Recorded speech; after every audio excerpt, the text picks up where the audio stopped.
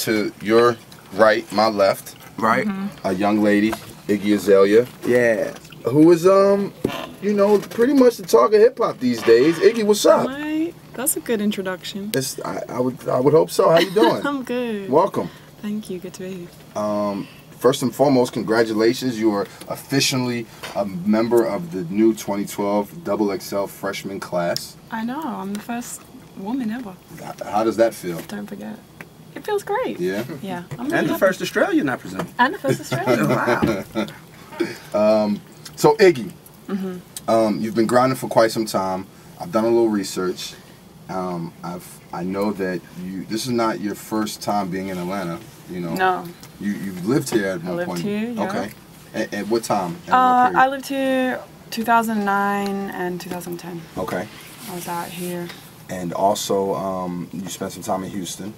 Yeah. I lived in Houston 2008, and I lived in Miami 2007. And from Australia, that was your first place you went to. Yeah.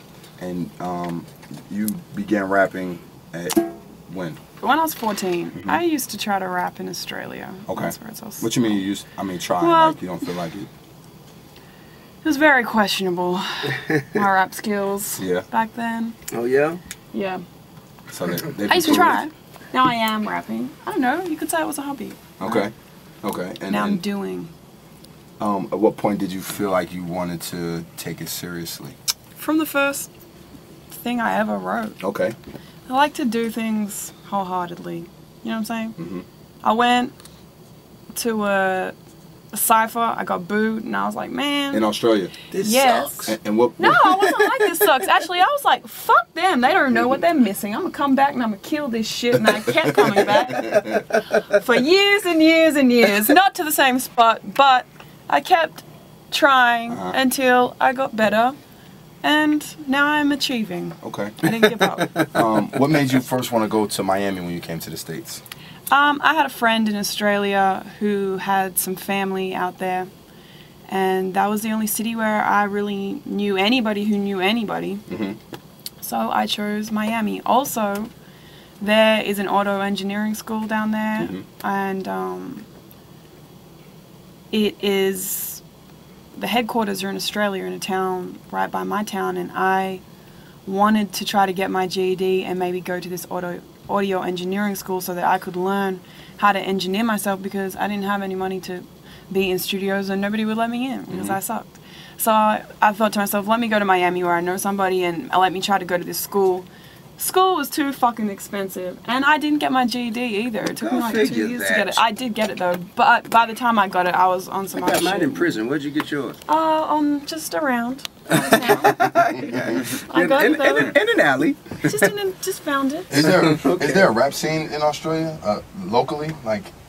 Some would argue yes, and some would argue no. Okay. It depends who you ask. At this point, you're my only Somewhat. expert, so your opinion is all I have to go off. I think it depends what kind of rapper you are and what you're trying to do as to whether you can feel that you can prosper in Australia or not. And there is definitely, like Chip said about England, there's a glass ceiling in Australia too when it comes to that kind of thing. And unfortunately, I think that it's a little bit lower because it's not, hip-hop isn't that popular compared to other styles of music, and I wanted to be up there with everybody that I saw on TV or in the videos on MTV. I wanted to be that caliber, and I didn't see that caliber of artist in my own country, and I thought, well, shit, let me go be over with those motherfuckers. I talked to Travis Porter. They said you used to be in the studio. You were really quiet. Yeah, because you know what? I didn't feel that it was my place to talk. I'm a loud person. Everybody here will tell you. I don't know. I don't know how to be quiet. But you know, I am loud when I feel that I have something to back it up, and that is a time when I didn't have the content, and I'm not going to sit in a studio and tell you all about me or how great I am and have not a goddamn thing to back shit up with. So yes, I was quiet. I was observing and taking notes, and she is definitely taking advantage of her ability to curse on the radio right now. I am. I'm sorry. I'm Australian. It's okay. I'm sorry. No, it's okay. If we need to edit, listen, we'll edit. you will edit that. See, do it. Iggy Azalea is here. Y'all know what it is. Gangsta Grill Radio's Hot 1079. Stay with us. What brought you and Iggy Azalea together? Well, see, this is the thing. What? There's speculation on whether or not. You know what I'm saying? It is, it is still in the air. The jury's out on whether or not I called her and begged her for her involvement, or whether she called and begged me to be involved in her project. So, you know what I'm saying? Depending on who you ask. I'm going to ask you first. So who are you going to ask? Yeah. Okay. Well, we have two microphones here, so listen, we'll get one side and then get the other. This is what happened. And maybe the truth will come out. This is what happened. My phone rang, and it rang and rang and rang and rang and rang some more. And I looked at it, and there was a number. It had, you know how you get that number on your phone? It got like with the plus and like the 15 numbers on it. I'm like, what is this? So I didn't answer it because I thought it was some people that I might not need to talk to. So anybody kept ringing and ringing and ringing. So I picked it up and I say hello, and he say hello, and I say what's up? Who is this? And she say it's Iggy. Iggy, what's up? It would mean so much to me if you would please assist me in my efforts to dominate the world today. Oh, really? That's your story? Let me tell you the real story. Go ahead. Okay. So, obviously I'd gotten a new phone, which nobody even has my number. I'm much more exclusive and rare. So, somebody just kept calling my people, begging and begging, and I was like, ugh. Tip, just go away. If I meet with you one time, you leave me alone. And I went and he was like, Iggy, you truly are the greatest, most talented, prettiest, funniest girl I know in this universe. Please, will you let me be in your video? And I was like, I'll do you one better. We can just work together because I don't even want to play you like that. Yeah, you know what? And somewhere in the middle. Yeah, that's what I was about to say. Somewhere in the middle. There's three sides to every story. Well, somewhere in the middle you'll find the truth. Iggy, you signed to Interscope Records.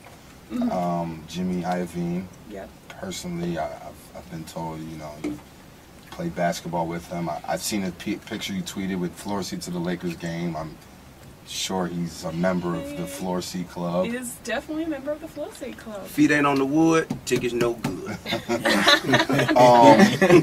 Why Interscope Records? You know what? I've had some kind of affiliation with them for some time, just writing for other people and doing demos. Anybody we should know, or? Nobody that you need to know. Okay. But I've grown to know just them and their staff, and to have more so than any other label a relationship with them and a friendship before they ever approached me as an artist.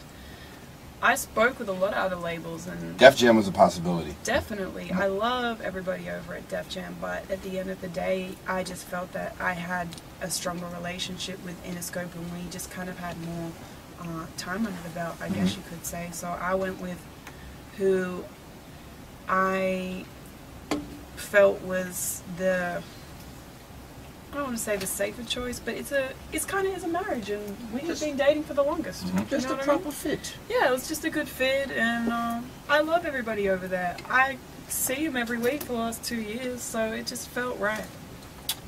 Did you, coming from Australia and coming here, did you expect to be where you are at this point, or did you see yourself doing it faster, slower? You know what, and I think everybody can probably attest to this. When you're trying to really reach your goal, you always think that you have just this next little step, just this next little bit. If I can make it through this, then I'll be on. And I've been saying that since I was 14. I always thought 6 months from now, if I can just hold on another few months, hold on, and it would never seem to happen till I got to the point where I thought, am I one of these crazy people and it will never happen? Am I auditioning on American Idol and I can't sing? And then she met me. No. See, trying to get in on my story again. What, you called for my video. What song do you think really, would you say, caught? It was Pussy, for sure. Nobody gave a fuck about me. Sorry, can I say that on the radio? Yeah, go ahead.